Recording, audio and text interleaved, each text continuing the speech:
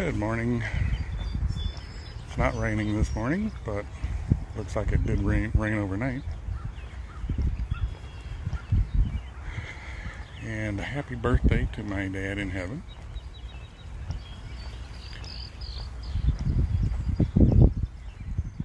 Trying to think, I think it would have been his 74th.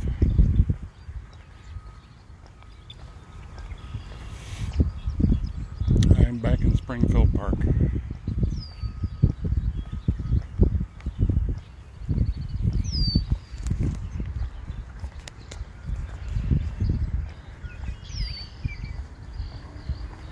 I had some more signs that I haven't read yet. Testing the waters. Emergent plants of the wetlands. The water's edge is covered with plants that keep their heads above water and their roots below. These are called emergent plants. They help hold the soil in place, which prevents erosion. Bloomingdale Park District takes the management of emergent plants very seriously. Common reed. Common reeds can grow to be over 15 feet tall with roots digging 6 feet down. They can take over a marsh quickly if they're not managed. Cattail. Cattails are all connected. They grow from a single underground stem that spreads and sprouts up multiple plants. Arrowhead. Arrowhead is also called duck potato. It has an edible potato-like root that is eaten by deer, muskrat, beavers, and even people, but not ducks.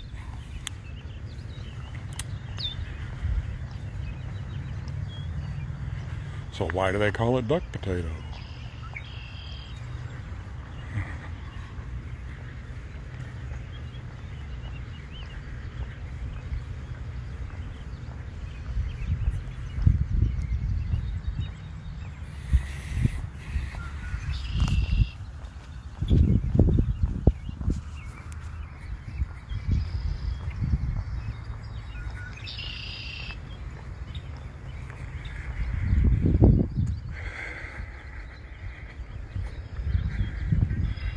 Now there's some of those bat houses.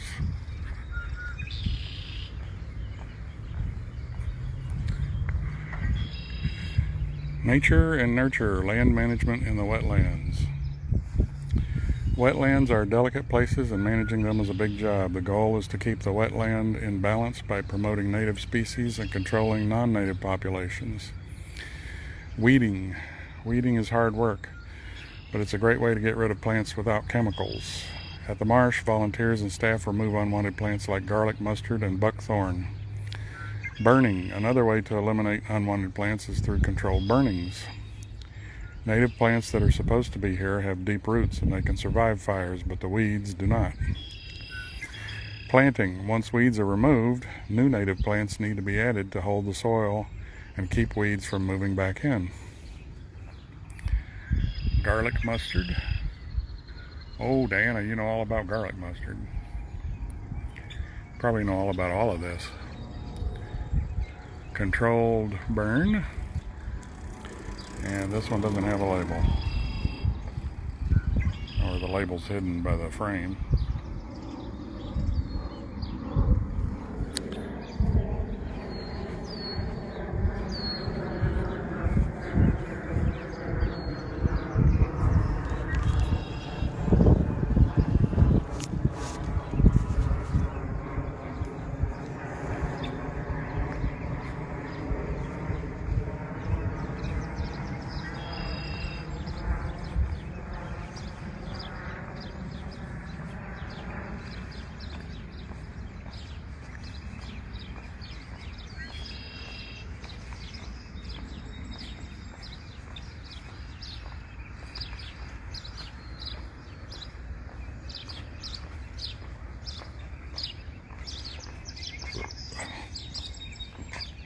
Oh, that sign is empty. There's no sign on it.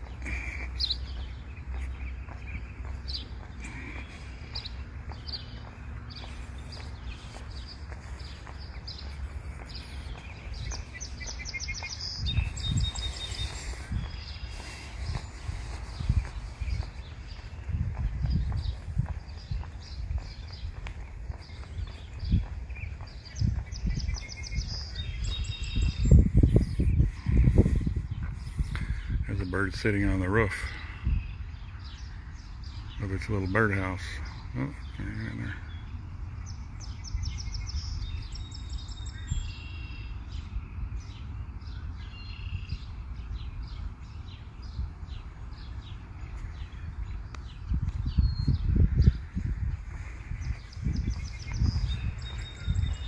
Cool.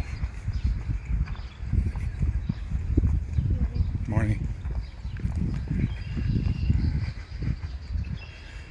Living downstream, preserving water quality.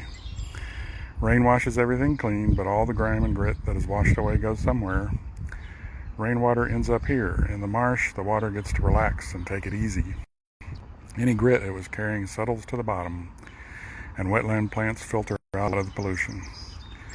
The water is cleaner when it drains out of the marsh and heads to the Des Plaines River, then the Mississippi River, then the Gulf of Mexico. We all live downstream of someone else. Protecting wetlands can help us keep the water clean on its journey. Iris. Iris can reduce heavy metals in the water. Soft stem bulrush can reduce bacteria in the water. And again, the bottom picture has the caption covered by the frame. Little lack of planning there.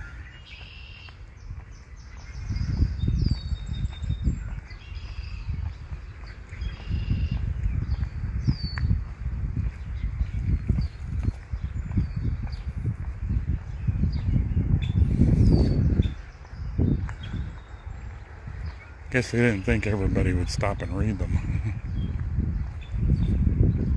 I bet most people don't.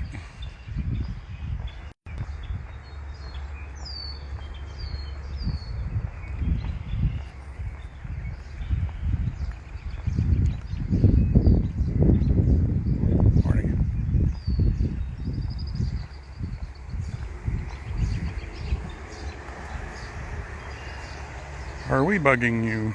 Insects of the wetlands. Over half of all animal species on Earth are insects. Insects play an important role in the marsh as pollinators, predators, and prey. Dragonflies. This is the common green darner dragonfly. When a dragonfly is in its immature stage, nymph, it is an important food source for fish. As an adult, dragonflies eat small flying insects such as gnats, mosquitoes, and biting flies. Butterflies. This is the tiger swallowtail butterfly. Butterflies are pollinators. When they land on a plant, pollen sticks to them and is transferred to the next plant they visit. If a plant is not pollinated, it will not develop seeds.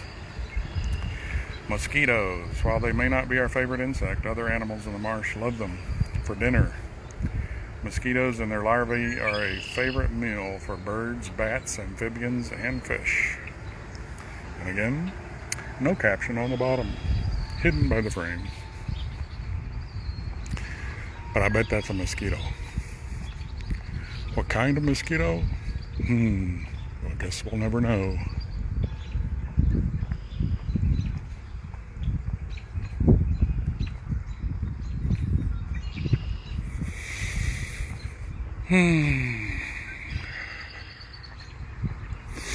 Beautiful. Beautiful, beautiful. Cooler today. Not as muggy as yesterday and the day before. Well, yesterday it rained. I think it was cooler yesterday.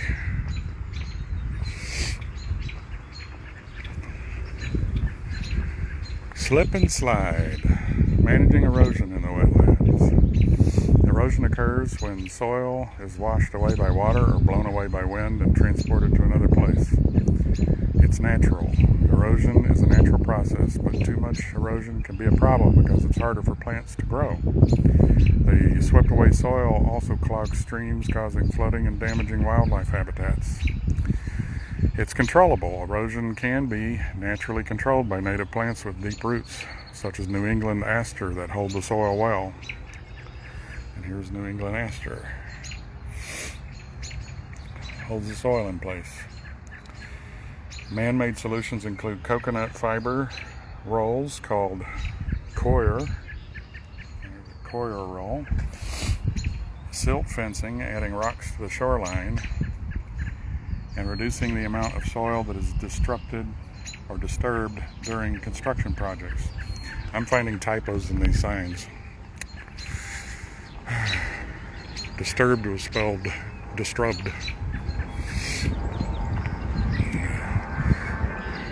There are other typos I just glossed over, but that one.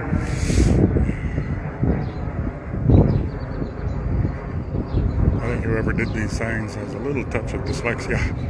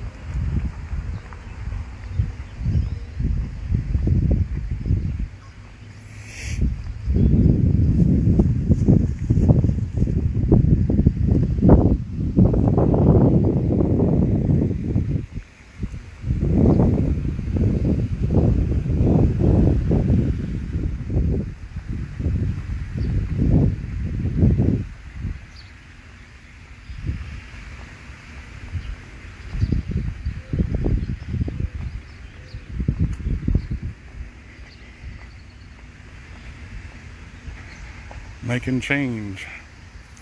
Autumn in the wetlands. Autumn is a time to say goodbye to many animals and plants, but it also reveals sights unseen in warmer weather. Birds in disguise. The American goldfinch molts in the fall, losing his yellow feathers and replacing them with dull brown. Goldfinch stay here year-round, but are hard to spot once they lose their bright colors. Galls. The goldenrod gall fly lays its eggs at the base of goldenrod plants. The egg hatches and the larvae burrow inside the stem to eat. The plant reacts by forming a gall around them, which reaches its largest size in the fall. The larva will stay inside the gall all winter and emerge as a fly in the spring. Hidden colors. In the fall, what was a blanket of green becomes a patchwork rainbow, making it easier to spot plants with distinctive colors like sumac.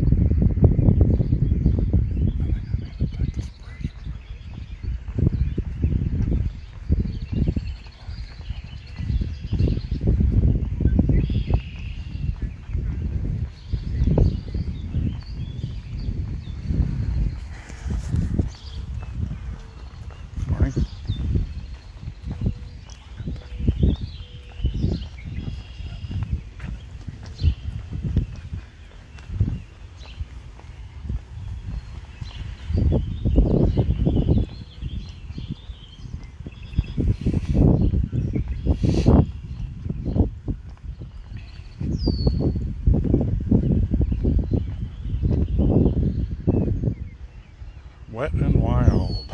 Mammals of the wetlands. Springfield Park wetland is a watering hole for local wildlife, including dozens of mammals. Muskrat. Muskrat are smaller than beaver. They are excellent swimmers, using their skinny tails and webbed hind feet to propel them through the water.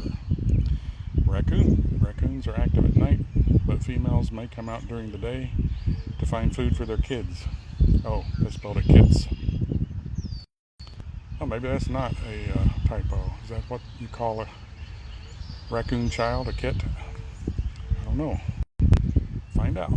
Raccoons forage for food along the water's edge, eating berries, insects, crayfish, and frogs. When urban development causes natural food sources dwindle, I missed the word too, raccoons will eat pretty much anything.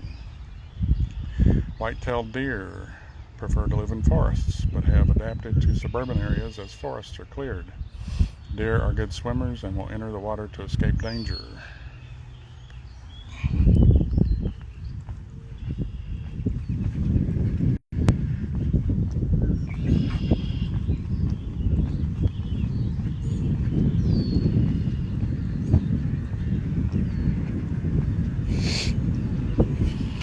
There are some signs on that bridge. I'll get those when I come back. Oh wait, I can enter the dock from here. Okay, let's read them now. Here, fishy, fishy. Fish of the wetlands. Springfield Park's marsh is shallow, so only small populations of well-adapted fish can live here. Temperature. The water level in the marsh changes. Fish that live in the marsh have to handle the higher temperatures that come with shallower water. Oxygen. Fish need oxygen too. Warmer water and increased pollution can lower oxygen levels. To adapt to the changes, fish will move slower, swim in deeper areas, and stay in the shade.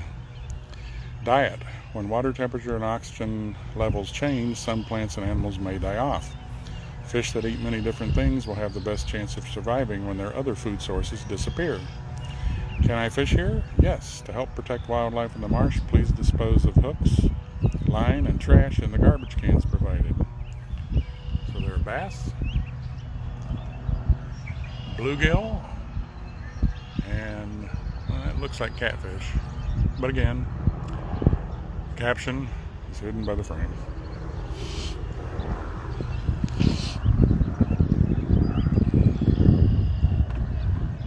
Home, soggy home. Animal homes in the wetlands. Animal homes are not made to be seen. There are hundreds in Springfield Park wetland, but you need a good eye to spot them. Red-winged blackbird nest. Red-winged blackbirds weave cup-shaped nests in clumps of cattails or reeds. The nests are hard to see, but you'll know if you're near one because the parents are very protective and will even dive bomb an intruder. Crayfish hole. Crayfish look like lobsters. They are active at night and spend the day in burrows. Their burrows go down to the water line and can be up to 5 feet deep. I think in the South we call those crawfish. Muskrat lodge. Muskrats live in lodges made of dried cattails and other marsh plants. The muskrat enters it from an underwater hole in the bottom.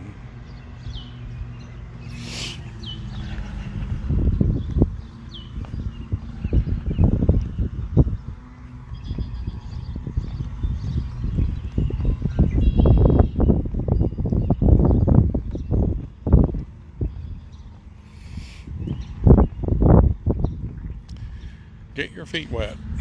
Not all wetlands are the same. The wetland in the Springfield Park is a marsh. In general, there are 3 kinds of wetlands. Marsh. The marsh contains plants like grasses instead of strong woody plants and trees. Marsh plants grow in the water with their tops sticking out. A marsh is usually filled with water year-round. Other nearby marshes include Lincoln Marsh in Wheaton and Nelson Lake Marsh in Batavia. Swamp. Swamps have trees and shrubs growing in them. Sometimes swamps dry out in hot weather. Most of Illinois' swamps are in the south, such as Cache River area in Belknap. Bog. The bottom of a bog is made of decomposing plants, and the top is often covered in thick moss and low plants. A bog does not drain well, and its water comes from rain instead of runoff. Nearby bogs include Volo Bog in Ingleside and Wakanda Bog in Wakanda.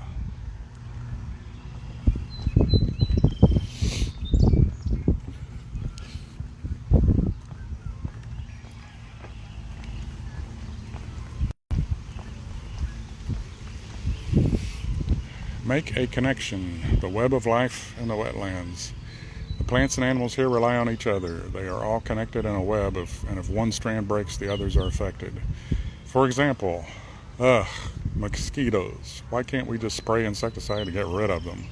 Insecticide will kill all insects, not just mosquitoes. With the insects gone, birds and bats will leave. The list goes on. Ducks and geese keep water plant populations under control. Hawks and owls keep the rodent population from getting too high. Muskrats keep the cattails from spreading and filling in the whole marsh. What about us? People can be a beneficial part of the web too by encouraging populations of native plants and animals and minimizing the impact of development surrounding the marsh. So we've got the blue-winged teal, the great horned owl, and I don't know. Caption is covered.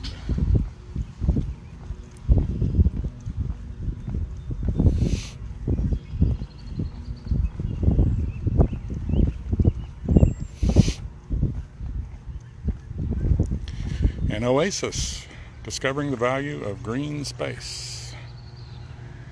Historical records show that these wetlands existed before Bloomingdale was established, and great efforts are taken to maintain them today.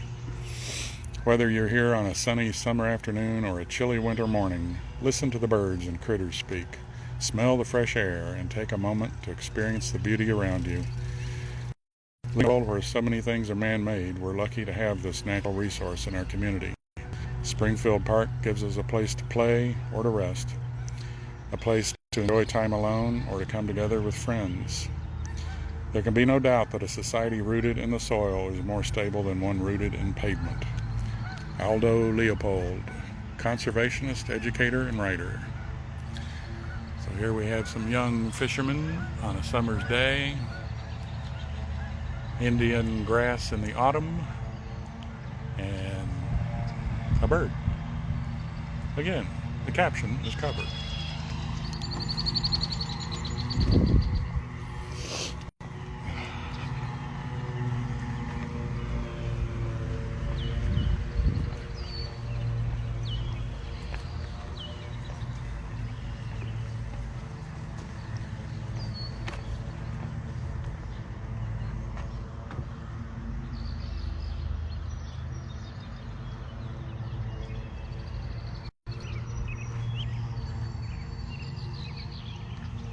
I think I'm almost at the point where I stopped reading the signs last time.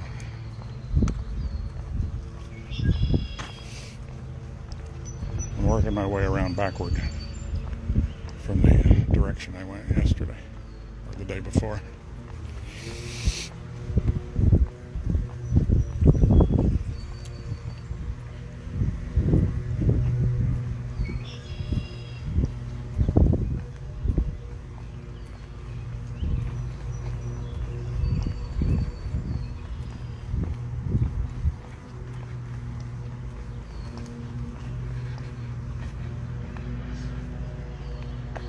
Yeah, I read this one yesterday.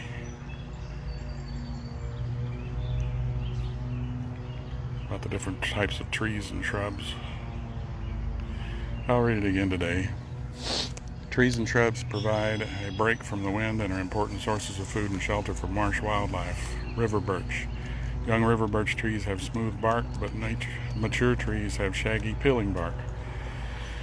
Birds eat the seeds, rabbits eat the saplings, deer eat the twigs, and insects drink the sap.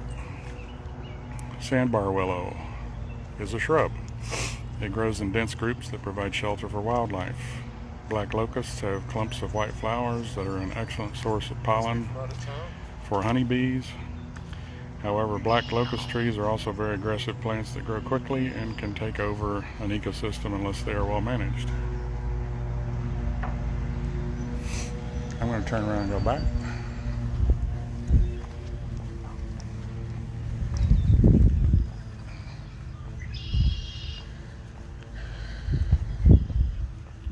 Need to start heading back home. This morning I drove over here. I had to go to the post office first, drop off something.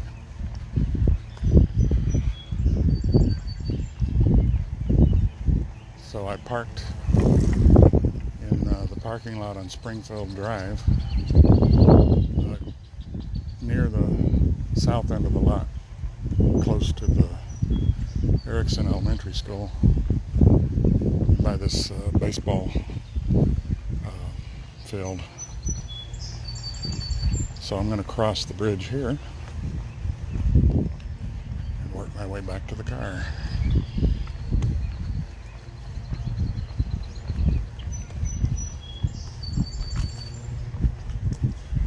I think there's some signs on the other side of this bridge that I probably have not read.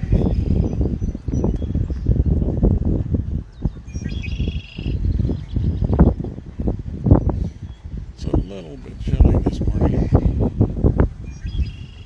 especially when you're in the shade, but not too bad.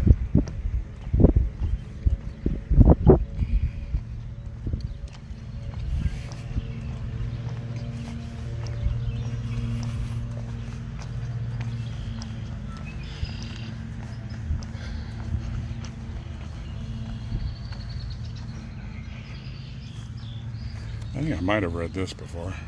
A wet warehouse. Floodwater storage in the wetlands.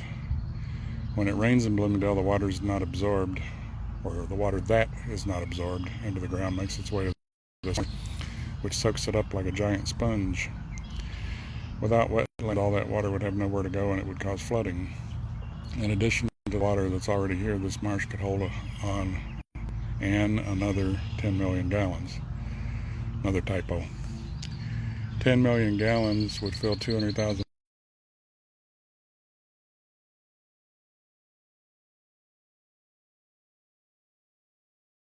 It was just the day before yesterday. I can remember that far back.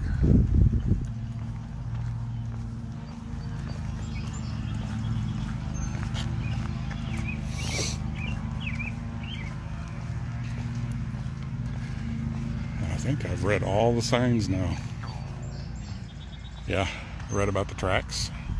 We got the muskrat tracks, the raccoon tracks, and the deer tracks.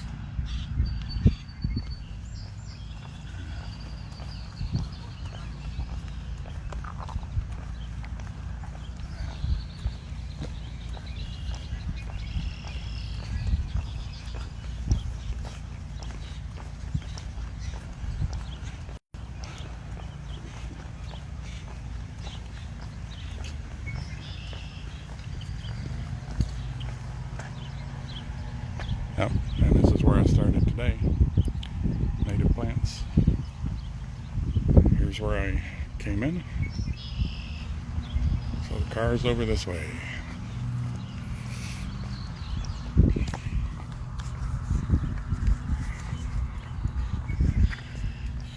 Okay, well, I hope you enjoyed today's episode of me walking. And I hope you have a very pleasant day. And very pleasant weekend coming up. Looks like it's going to be a great weekend. Take care.